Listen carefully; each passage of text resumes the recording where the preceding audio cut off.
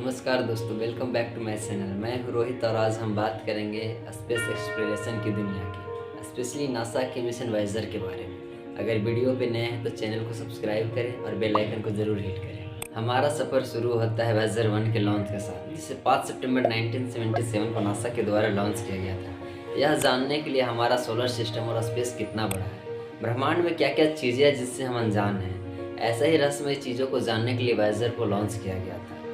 इससे पहले ही वाइजर 2 को 20 अगस्त 1977 को लॉन्च किया गया था। वाइजर मिशन का प्राइमरी टारगेट था हमारे सोलर सिस्टम को बारीकी से स्टडी करना। वाइजर 1 का टारगेट था सैटर्न के नए मून को खोजना और बारीकी से स्टडी करना। वही वाइजर 2 का टारगेट था सैटर्न, यूरेनस, जुपिटर और नेपच्यून को स्टडी करना। 70 के दशक में साइंटिस्ट को यह पता चल गया था कि सोलर सिस्टम के सारे ग्रह एक सीधी रेखा में आने वाले। ऐसा हर 176 साल में एक बार होता है जब सोलर सिस्टम के सारे ग्रह एक सीधी रेखा में आते हैं। वहीं से वाइजर मिशन करने का प्लान बनाया गया। 2012 में ही वाइजर 1 ने हमारे सोलर सिस्टम को छोड़ दिया और इंटरस्टेलर स्पेस की यात्रा पे निकल गया। इंसान द्वारा बनाया गया वाइजर 1 इकलौती वस्तु जो अर्थ से इतना दूर है और लगातार दूर ही जा रहा है। इस समय वाइजर 1 धरती से करीब 23 अरब किलोमीटर दूर जा चुका है।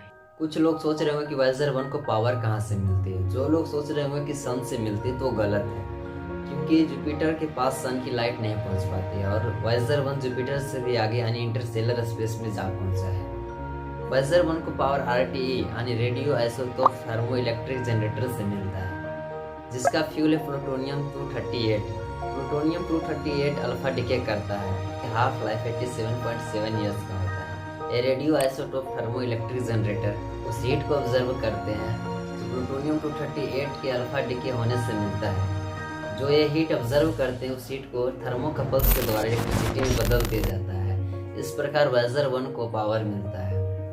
वाइजर 1 के थर्मोकपल्स के क्षरण होने के कारण वाइजर 1 में बिजली उत्पादन की क्षमता कमती जा रही है। ऐसा लगता है कि वाइजर 1 कभी बंद हो जाएगा। नासा के अकॉर्डिंग साल 2025 तक किसी प्रकार वाइजर 1 में बिजली उत्पादन होता रहेगा और वाइजर 1 इंटरस्टेलर स्पेस में जाता है। वाइजर 1 और वाइजर 2 को लॉन्च हुए आज 46 साल हो चुके हैं और ये दोनों इंटरस्टेलर स्पेस में भी जा चुके हैं। इतनी दूरी होने के बावजूद भी फिर हम इसे ट्रैक कर सकते हैं। सबसे पहले 20 किलोवाट का रेडियो सिग्नल धरती पर लगे बड़े बड़े टेलीस्कोप से वाइजर 1 की ओर भेजा जाता है, जिसे पहुंचने में करीब 22 घंटे का समय लगता है।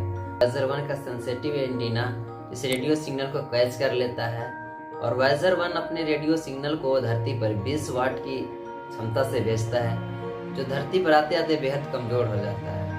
इतना कमजोर कि इसे डिटेक्ट कर पाना बड़ा ही मुश्किल होता है, लेकिन फिर भी इसे DSN यानी डीप स्पेस नेटवर्क के द्वारा कैच कर लिया जाता है। Deep space network radio observatory का एक वर्ल्ड वाइड नेटवर्क है जो धरती के 3 कोने में लोकेटेड है। DSN ऑस्ट्रेलिया, स्पेन और USA में लोकेटेड है। रेडियो ऑब्जर्वेटरी इतने ज़्यादा सेंसिटिव है कि बेहद कमज़ोर से कमज़ोर सिग्नल को भी आसानी से डिटेक्ट कर सकता है, यानी वाइजर 1 से आने वाले सिग्नल को आसानी से पढ़ सकता है। वाइजर 1 में एक गोल्डन रिकॉर्ड लगाया गया, जिसे लगाने का मकसद यह था कि इस धरती के अलावा स्पेस में कहीं और कोई सभ्यता हो तो उन तक हमारा मैसेज चला जाए।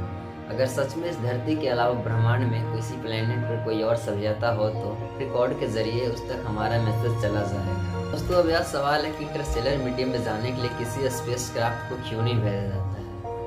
अब तो 1970 के दशक की तुलना में हमारी टेक्नोलॉजी भी ज़्यादा एडवांस हो गई है। इसके बहुत से कारण हैं। उनमें से पहला कारण एस्ट्रोनॉमिकल कंडीशन। जो अलाइनमेंट उस टाइम 1970 के दशक में बना था, आउटर स्पेस में उस अलाइनमेंट को बनने में 176 साल का टाइम लग जाता है। और जहाँ इस समय पृथ्वी पर इतने सारे उल्का पिंड का खतरा मंडराता रहता है, वहाँ पर इतना एडवांस प्लानिंग करना बेतुकी बातें हैं। इसलिए इंटरस्टेलर मीडियम में जाने के लिए किसी स्पेसक्राफ्ट को नहीं भेजा जाता। जहाँ वाइजर 1 और वाइजर 2 अंतरिक्ष की गहराइयों में जाकर जो तस्वीर लेंगे या जो रीडिंग और डिटेल्स हमें सेंड करेंगे, उससे कई गुना साफ तस्वीरें और ज़्यादा डिटेल्स वाली तस्वीरें नासा का James Webb telescope L2 point पर रह के ही हमें सेंड कर सकते हैं। इस टाइम अंतरिक्ष में ऑलरेडी स्पेस एक्सप्लोरेशन का प्रोग्राम चल रहा है, जो बिग बैंग की थ्योरी को ढूंढने तक का एनर्जी कंज्यूम कर रहे हैं।